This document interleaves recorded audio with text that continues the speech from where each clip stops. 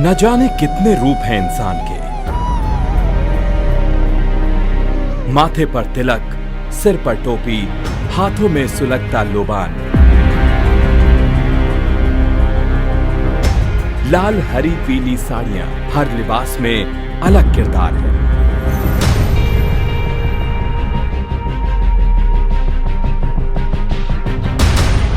कौन है ये लोग, कहां से आए हैं, कभी पूछा है खुद से?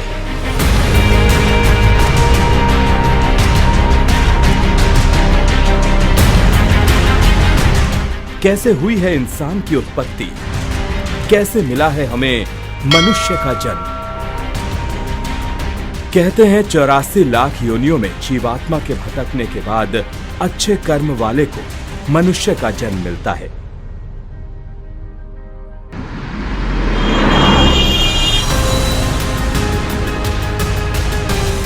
जिसे हम मकान, शादी और रोजगार पाने में धीरे धीरे खर्च करते रहते हैं। जब सुकून नहीं मिलता तो भगवान की शरण में भागते हैं।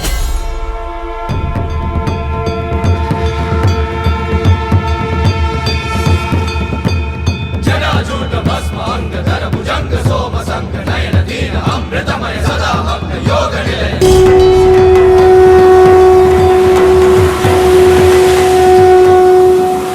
और धीरे धीरे जिंदगी बुढ़ापे की ओर बढ़ती जाती है।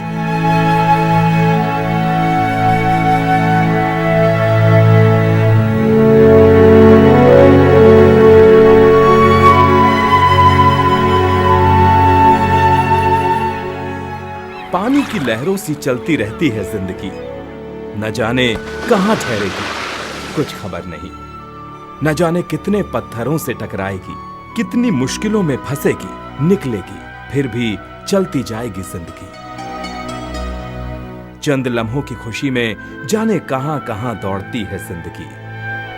सुकून की तलाश में सफर सी कटती है जिंदगी।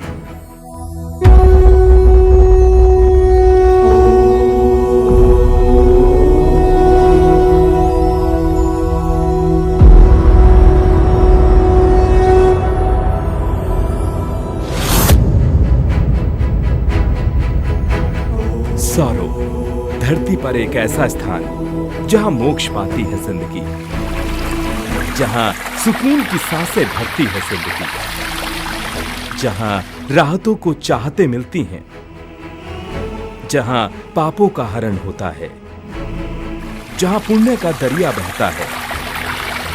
ऐसा सिर्फ सौरों में होता है।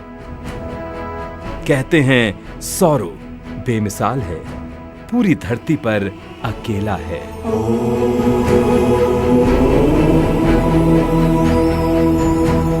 बेमिसाल खूबसूरती, कुदरत का करिश्मा, आसमान से बरसती रहमतें,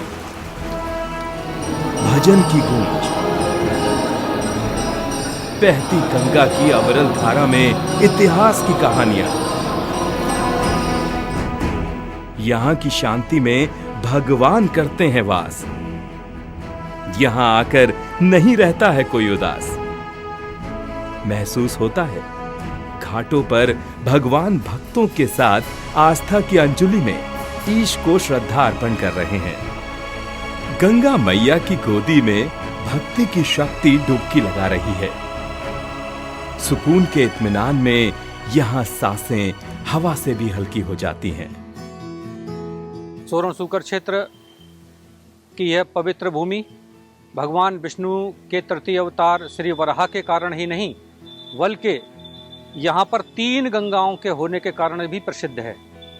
यह गंगा जहाँ पर हम खड़े हैं, यह वराह गंगा है, जो भगवान वराह ने अपने ही हाथों से इसका आरंभ किया था। सौरो वही जगह है जहां तुलसीदास का जन्म हुआ, जहां तुलसीदास ने अपने गुरु नरहरिदास से सबसे पहले रामायण की कथा सुनी थी। देश की राजधानी दिल्ली से तकरीबन 200 किलोमीटर दूर उत्तर प्रदेश में एक स्थान है, कासगंज।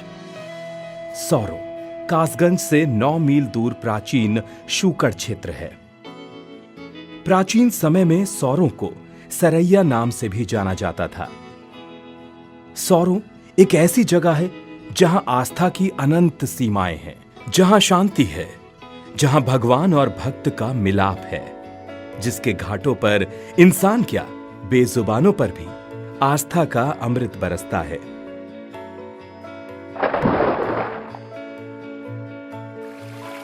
अपनों के मोक्ष के लिए देश दुनिया के अलग अलग हिस्सों से लोग यहाँ अस्थियां विसर्जन करने आते हैं। सोरों गोस्वामी तुलसीदास जी की जन्मस्थली मानी जाती है और बहुत ही पवित्र स्थान है। यहाँ एक हरि की पौड़ी कुंड है जिसमें गंगा जल आता है। वहाँ राजस्थान, मध्य प्रदेश, गुजरात के अनेक लोग आते हैं और अपने पुरखों की अस्थियों का विसर्जन करते हैं। और ये मान्यता है कि जो भी वहाँ विसर्जन होता है 78 घंटे के अंदर वो एकदम पानी जैसा हो जाता है। यहाँ प्रसिद्ध मार्गशीर्ष मेला धूमधाम से मनाया जाता है। हर अमावस्या, सोमवती अमावस्या, पूर्णिमा, रामनवमी, मोक्षदा एकादशी के अवसरों पर बड़ी संख्या में तीर्थयात्री आते हैं। एकादशी का उसका विशेष महान महत्व है। इसका जो नहान यहाँ होता है वो मोक्षदायिनी होता है, जिसमें लोग यहाँ स्नान करते हैं तो मोक्ष की प्राप्ति होती है। कहीं भी लोग जाते हैं, कितने तीर्थ कर लें, लेकिन जब तक हमारे यहाँ सोरों में नहीं आते तब तो मोक्ष की प्राप्ति नहीं होती है। बड़े पर्वों पर तो यहाँ बहुत भीड़ होती है, लाखों की भीड़ होती है। जैसे आपका सोमवती अमावस्या हुआ या पूर्णिमा पे हुआ, और यहाँ पे एक मेला जो लगता है, मेला मार्गशीर्ष प्रमुख पर्व है यहाँ का, 15 दिन चलता है हमारा। चारों दिशाओं से मंदिरों से घिरा है सौरो कुंड। कुंड के पानी में आस्था की बहुत सी कहानियां बहती हैं। यहाँ भगवान वराह का मंदिर भी मौजूद है। कहते हैं हिरण्याक्ष दैत्य का वध करने के बाद वराह देव धरती पर ही विलीन हो गए। श्री नर्मदेश्वर महादेव मंदिर, प्राचीन लहरेश्वर शिव मंदिर, लड्डू बाबा बालाजी का मंदिर और प्राचीन सीताराम जी का मंदिर यही है। कुंड के पानी में आस्था की बहुत सी कहानियां बहती हैं। आरती की घंटियों में धड़कती हैं धड़कनें।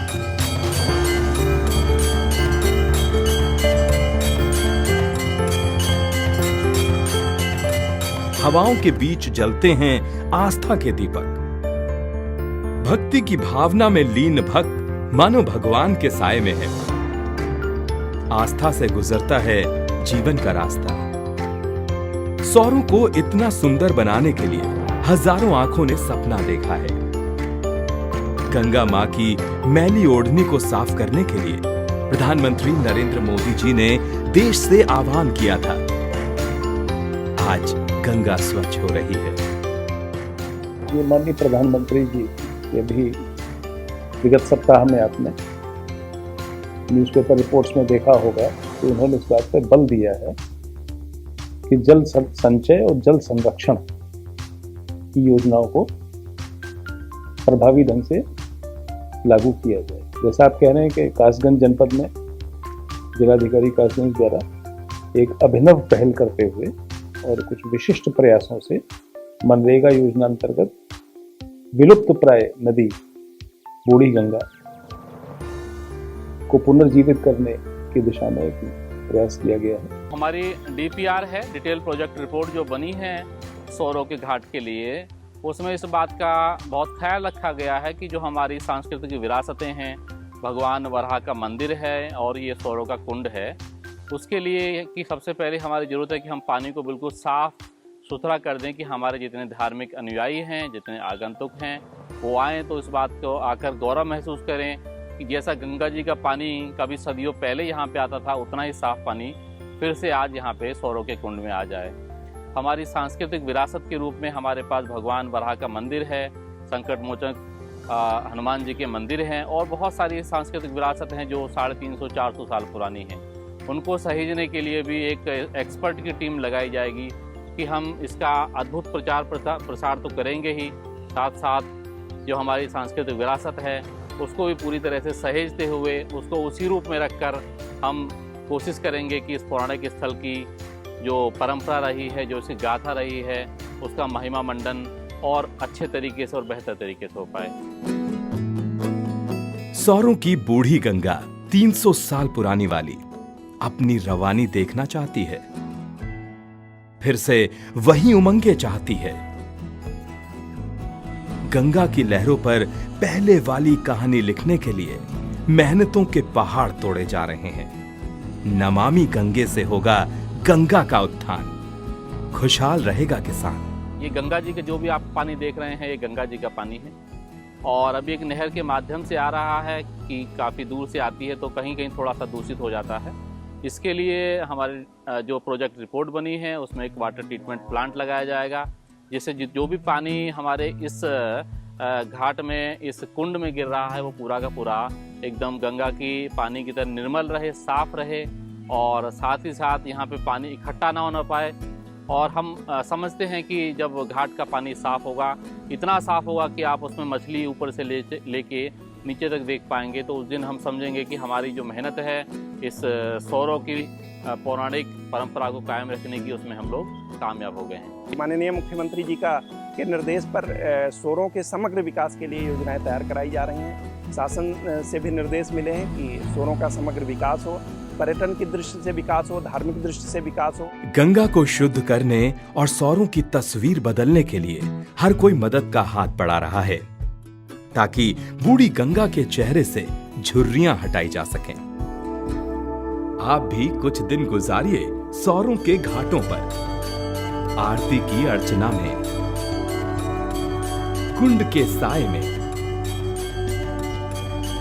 जहां भक्ति का भाव है, जहां बच्चों की शैतानियां हैं, पानियों पर कलाबाजियां हैं।